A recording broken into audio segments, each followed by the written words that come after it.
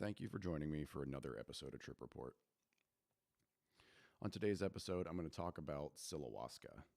I initially planned on the solo casts to kind of go in order of my plant medicine journey, but this one was so bizarre that I figured I may as well just talk about it now while it's fresh in the head instead of having to reflect back on a journal entry a few months from now and try to recount everything that had happened. For those who haven't heard of Psilohuasca, it's a combination of psilocybin mushrooms with essentially any monoamine oxidase inhibitor. So in my case, I did use ayahuasca, but I've heard people use all the different MAOIs across the board, some being pharmaceutical, some people using Syrian rue seeds, but basically any combination of psilocybin and an MAOI.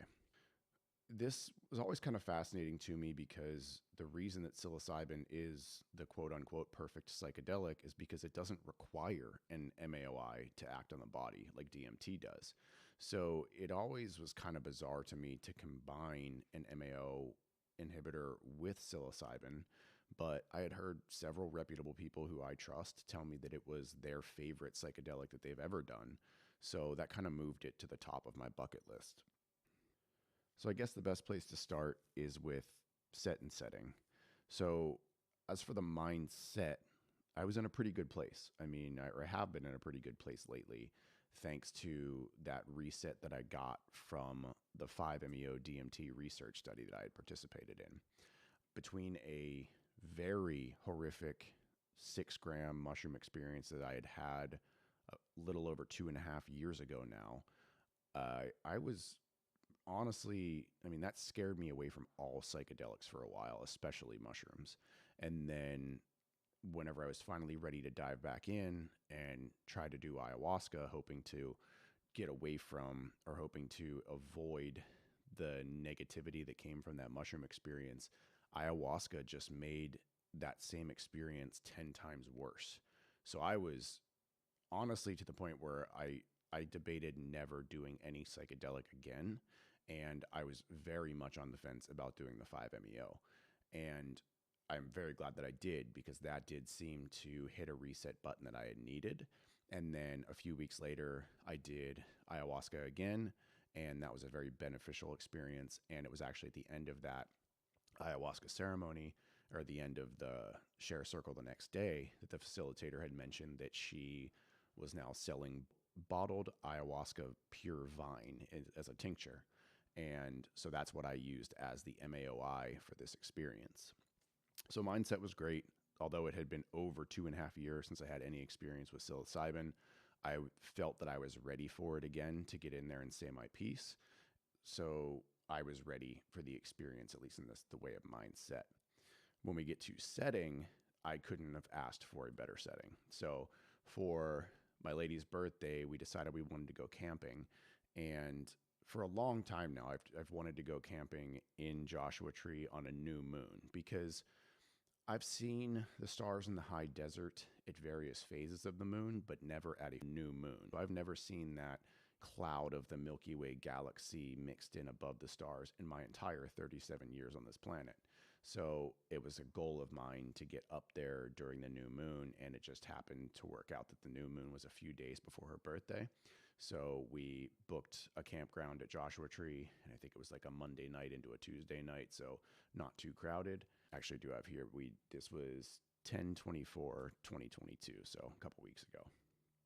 So setting was great, set was great. Let's just get going with it. So we drove up to Joshua Tree, found our camp spot at the campground, and as soon as I opened the car, before I even started setting the tent up, because we wanted to make sure that we were fully in the experience by the time the sun was setting, to make sure that we could fully experience the sunset itself with all the colors in the sky. So we parked at probably 5 o'clock, so I knew the time was clicking. So as soon as I opened the trunk of the car, I took one full dropper full of just the ayahuasca vine and offered it to her as well, because I had heard that you need about 30 minutes for it to kick in before you take the psilocybin.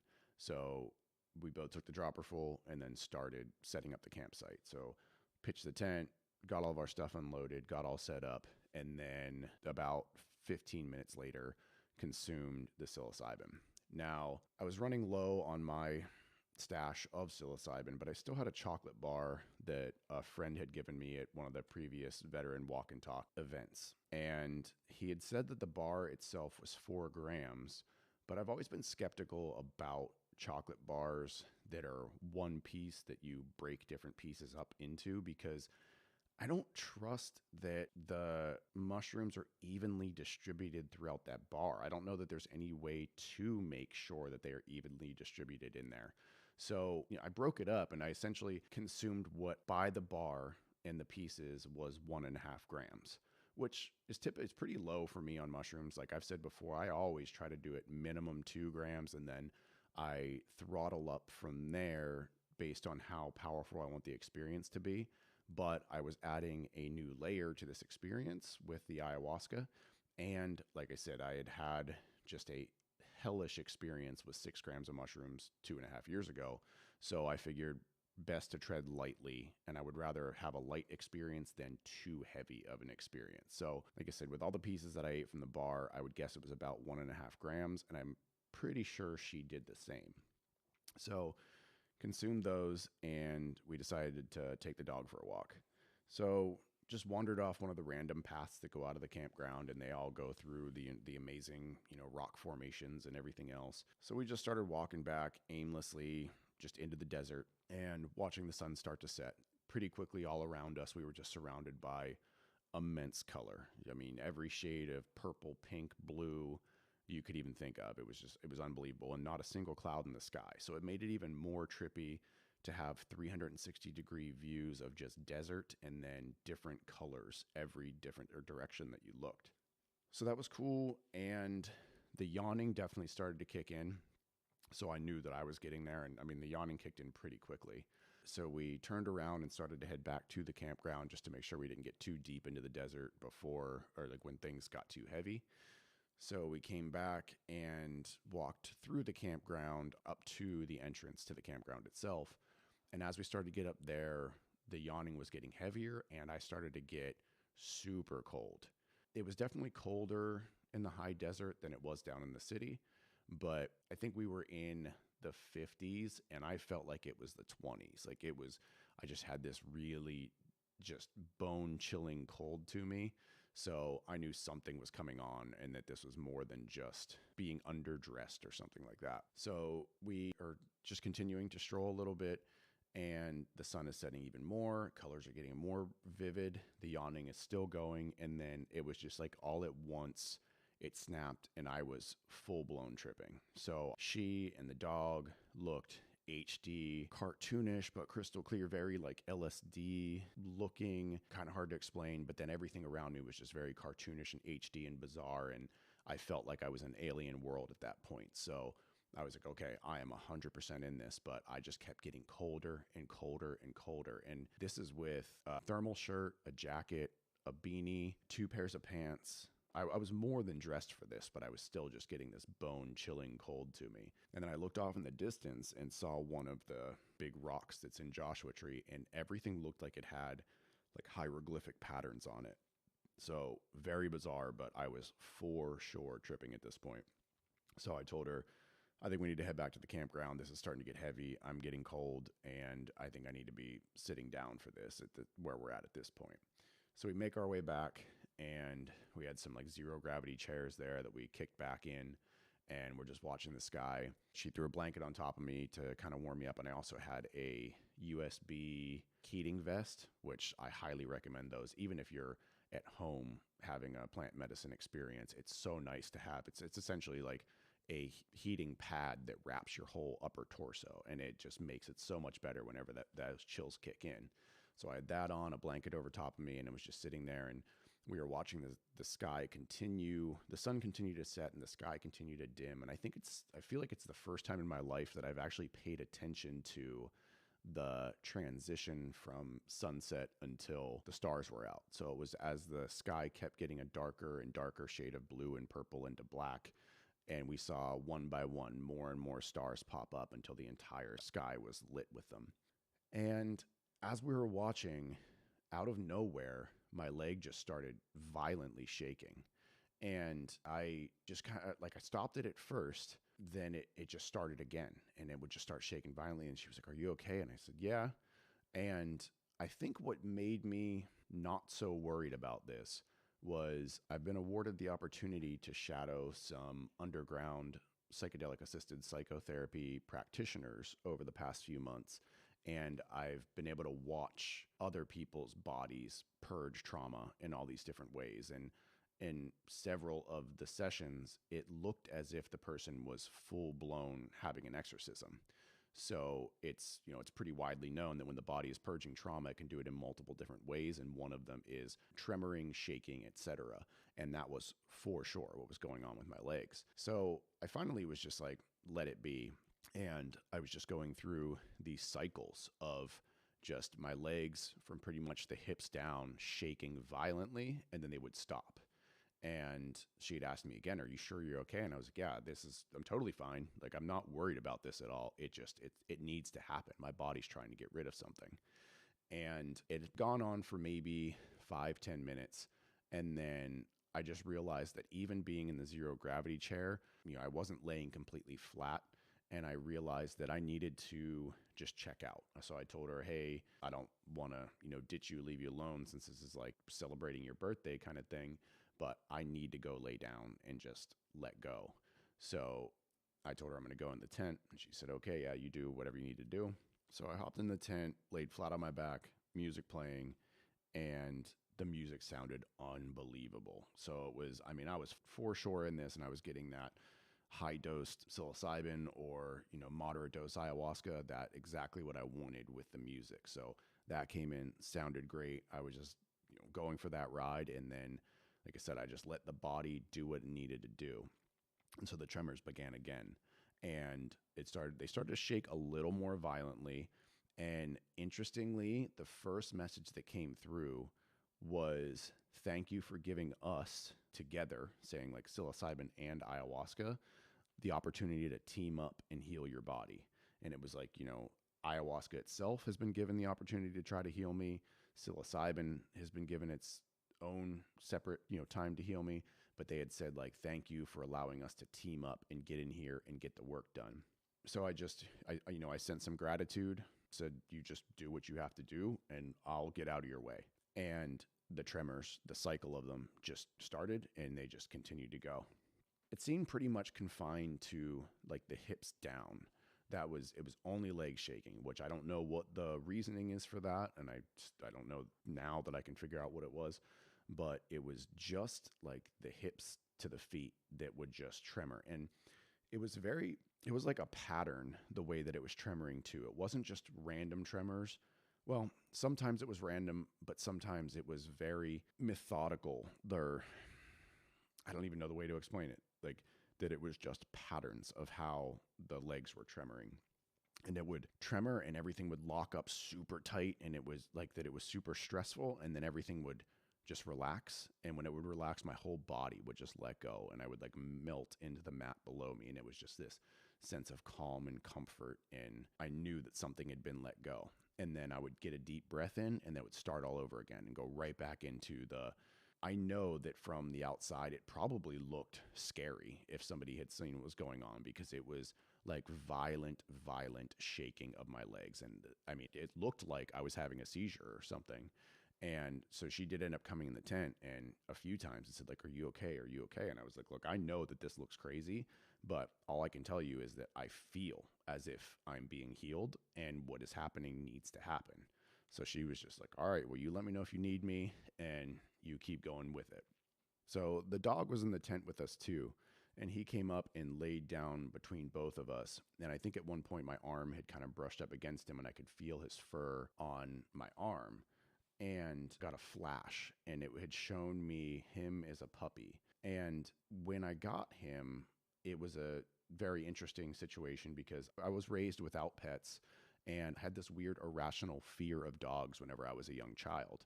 So when my ex-wife asked if we could get a dog, I was like, I don't really want the responsibility or the costs associated with getting an animal.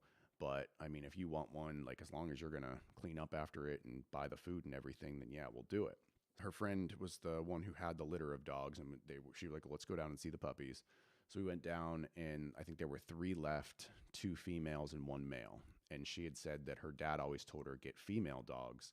So she said, we'll take one of the females. And one of the other horse trainers in the property said, no, like let them all out of the cage, see how they interact, and make your decision based on, interacting with the puppies. So they put the cage in the ground, open it up, and there were the 2 females running around, and there was 1 male in there that was just asleep. And when the cage hit the ground, the 2 females went in different directions. And then the male woke up, walked out of the cage, came over to my feet, laid down, and went back to sleep. And the trainer said, that's your dog right there. And so this exact moment flashed through my head again while I'm going through this leg seizing trauma kind of stuff. And the message came through to me. It said, you were given this little ball of love, this fluffy little fluff ball, because you needed to soften up. And that was the message that came through to me. And this was right after being discharged from the military, way before the plant medicine days, just like with all of my armor on and trying to be the tough guy that I was told that I needed to be. And the message came through that I was given this puppy to soften up what I was. And it all made sense. I mean, my Instagram algorithm right now is mainly just puppies and dogs and BMX stuff. So it's like I went from a young child with an irrational fear of dogs to dogs being what I love more than anything in this world. So it was very interesting to get this message from the other side to tell me that that was like part of my journey and part of like it was dogs and puppies that were able to soften me up and make me a better person. So after all of that I saw with him, I started to think about our dog Bullet, who had just passed. And when I was thinking about him and just, how good it was to have him in my life and what lessons I learned from having him in my life as well, I saw in the DMT visual space in front of me the only thing it was a bull terrier head. I saw what was a geometric version of a bull terrier face come through all the rest of the geometric visions that I was seeing. And that's what I have to say is that was one of the fascinating things about Psilohuasca, was that the visuals were more toward the DMT side than what they were in the psilocybin realm. So either way, I saw this bull terrier head came through, and it was just, I had the presence of him being there. And I don't know that there was really any message that came through other than like, I'm fine. I'm here on the other side. All is well. There's nothing to worry about. And it was just kind of in and out, real quick visit, but it was a sense of like peace, knowing that he was on the other side and that everything was well with him. So I had gone through several cycles of these tremors and everything else, and then the releases and all of that. And like I said, the whole time I was feeling like, okay, this body's healing, it's healing, it's healing. And the message that came through next was that I am a vessel for this energy on the other side to come through to heal other people. And that was pretty interesting to think about, because I spent the past year in massage therapy school, and I've learned all sorts of different modalities and everything in massage therapy to release muscles and relieve pain and all that kind of stuff. But the message that came through was that as long as I am open as a vessel, it doesn't necessarily matter what modality of massage technique that I use. It's just keeping my intention focused on what that person's goal is of healing whatever ailment or pain that they have going on. And that the, whatever you want to call them, the spirits or the energies or whatever it is of the other side, that they will channel through me what needs to come through to help that person that I'm working with. This is a really interesting piece of information to come through, because I had always had imposter syndrome throughout massage school, because prior to massage therapy, I had only maybe had 3 massages in my life, and I was never the type of person that was, getting in and rubbing somebody else's shoulders, because I didn't know what the hell I was doing. So although I knew a decent amount of anatomy from being a personal trainer, I still kind of felt like I didn't know what I was doing when I started massage therapy school. So I would watch the techniques and everything the teacher would show me, and then I would do them on people, but then I would think in my head, like, is this right? And always questioning and second guessing myself. But every time somebody would get off the table, they would say, like, dude, that was amazing. And I never allowed myself to accept the compliments that people gave me on the massage, because in my mind I was like, I'm too new at this. I can't be that good at this. So it was a weird thing for people, especially, having just started this and having no prior experience, when people were like, that's one of the best massages I've ever had. In my mind, I was like, no way. Like, I've just started doing this. That's not possible. And then as the program went on and I got more hours under my belt, and then I got into the clinic, I had nothing but 5-star reviews from everybody that came through the clinic. And again, people telling me, I've been coming to this clinic for 20 years, and that's the best massage I've gotten from a student the entire time that I've been coming here.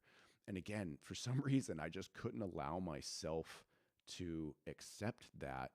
But it just made sense now that I see and hear from this entity on the other side that it doesn't matter what I picked up on from the techniques and everything in the class. Like, I'm simply channeling the healing energy from the other side into the people that I'm working with. And so the other thing that came through that was interesting to me is it said, the reason that you are a good vessel for this, to transfer this healing energy to people, is because you are a clean vessel.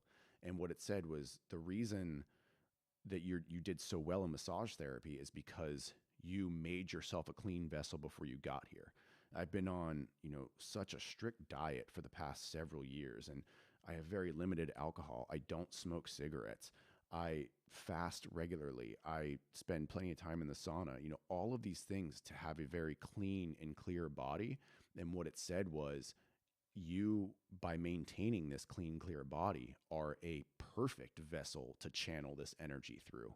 So that was just a super, super bizarre message to come through. So these messages were coming through while I was still going through all of this tremoring and shaking on all that kind of stuff. So the message that I got was, I've done so much work clearing this vessel out and doing the healing myself over the past couple years, that they were teaming up right now to get out the rest of what needed to come out so that I could be this flawless vessel for it to work through.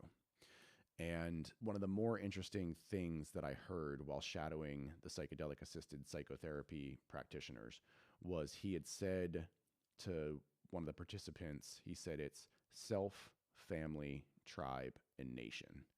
And what that meant was, there are so many people that are broken, that find themselves in jobs where they're just trying to, help the homeless or heal the world and that kind of thing. And what it means is that you cannot adequately help others until you've helped yourself. So self is number one. Until you can get yourself dialed in and in check, there's no reason to move any further.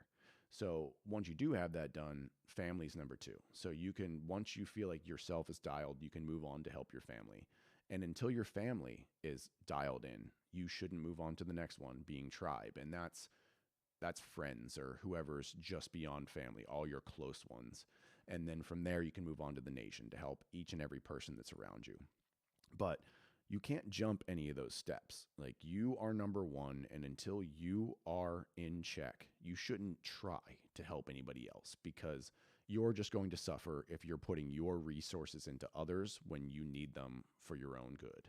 So continuing with that, the next message that came through is pretty interesting. So my dad had called me from the flea market a few weeks prior, sent me a photo of a massage table that was $20 that was at the flea market. And he said, is this any good? Mind you, I had been looking the last time I was in Pittsburgh on Craigslist, offer up all that, to find a cheap massage table just to have there to be able to help friends and family when I'm in town with any ailments that they might have. And I didn't find any good deals. I mean, I found a few tables for about $100, but it was more than I wanted to spend at the time. And here he is at the flea market, having come across a $20 table. He asked me if it was any good, and in all reality, it looked just like my personal table, just a different brand. And when I ultimately looked it up later, it was a $500 massage table for $20.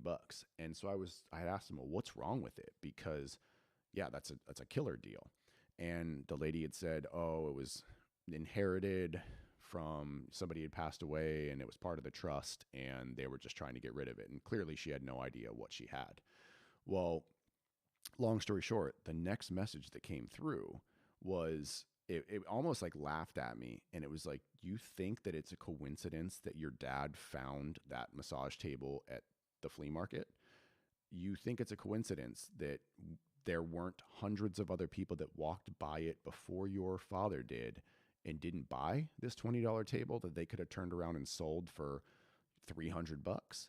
It was like, it wasn't a coincidence, dummy. That was there for you. That was a gift in the same way that that little fluff ball was a gift to soften up your hard armor that you had after you got out of the military.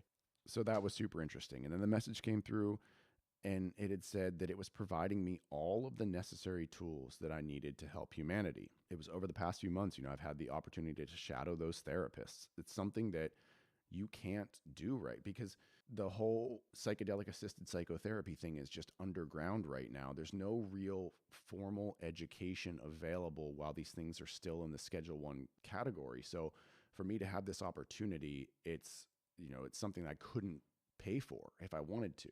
So that came my way. I got an email from the place that I have my massage insurance through, and it was an essay for how you help the community. And I just quickly wrote an essay about how I volunteered my services with Veteran Walk and Talk and with Guardian Grange to provide free massages for veterans. And I won $1,000 check for that essay. And then a week later, I got a $600 scholarship from a company called Interfaith to pursue further education in massage. And then this thing comes up with the massage table at the flea market. So it was just telling me, like, we're sliding you all these things that you need to continue to help people. Just make sure that you're doing your part to keep this vessel clean so that you can transport this energy into people that need it. So crazy messages to come through. And at that point, I was like, I need to tell her about this, so that part just to get it off my chest because it just seems so crazy, and part of me just so she can hear it. So if I forget some of this tomorrow when I'm trying to journal, that I can bounce it off of her to recall it. So I popped the headphones off for a second, and I realized that she had headphones in. So she took hers off and was like, "How are you doing over there?" I said, "I'm doing great." And I explained what was going on about the messages, about the massage table and that kind of thing, and being a vessel for healing others. And then I said, I don't know if you felt it at all, but when I first got back into the tremors and the shaking and everything, I told her Bullet was here. And she just broke down crying and was like, I felt him too. So very, very interesting to see that although we didn't talk about it separately, we both realized that Bullet was there at that time and that we both got into the tent. So another fascinating thing that I think is more typically associated with the ayahuasca realm than the psilocybin realm. So cool to see that come through in this experience for both of us. So I let her know what was going on, but I knew in my mind that I still wasn't complete. So I let her know I'm going to go back in, figure out what else I need to get into here, threw the headphones on and dove back in. So as soon as the headphones go back on, straight back into the tremors, and they were getting more and more and more violent than what they were before, and they were going longer. So it was just violent shaking in the legs. And then I was worried because on my right leg, I had had a chronic ankle sprain that had been bothering me for about a year. And I thought, I need to guard this leg because I don't want to shake and cause an issue, re-injure that ankle sprain from all of this tremoring. And so I stopped for a second, and then I got the message that was like, I'm trying to fix this, dummy. Why are you fighting me here? And then I was like, well, okay. And I let go, and it went back to like super violently shaking, even through that right ankle, and zero pain in it while I went through all of it. So it shook and shook and shook. And then finally I got a nice big long relax. And then the message came through, like kind of jokingly saying, like, you just need to dance.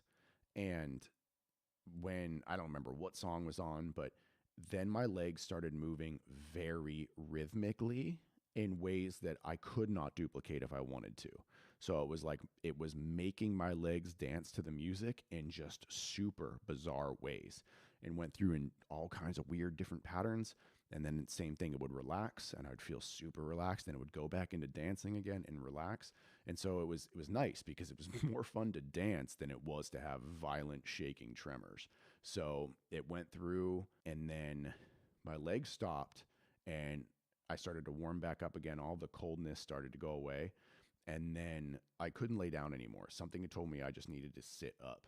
And when I sat up, I realized that, I was no longer cold. Like, I wasn't now at the point where I was almost overheating. So I took the jacket off, I took the vest off, I took the beanie off, and I sat up, and I just kind of like let my body, since the legs were, since I wasn't stopping my legs from doing anything previously, I was like, I'm going to not stop my upper body at this point and just let it do what it has to do. And I just kind of went through a bunch of different patterns, or poses. And I don't know if they were necessarily yoga, but it was like kind of laying face down, kind of reaching my arms up over me. Like, I don't know. I was just doing whatever my body felt that it needed to do.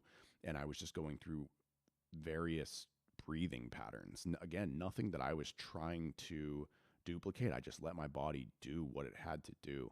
And I don't even know what they sounded like or what it was. I had headphones on the whole time, but I was just like letting my body do what it had to do. After all of that, it felt like it released whatever it needed to, and that I was able to lay back down again. So I just laid down. And then shortly after laying back down, the campsite next to us had a fire going, and my dog doesn't do well with loud noises, especially fireworks, things like that. And I guess the coals from the fire started to pop, and the pops were loud enough that whatever tone it was just started to freak him out. So he was, bugging out, doing laps around the tent, just not having a good time. Couldn't get him to calm down, so I figured I'll just get him on a walk. I mean, that's why we're here in the desert, is to be able to look at the sky. So I'll just take him on a walk and try to get him to snap out of it.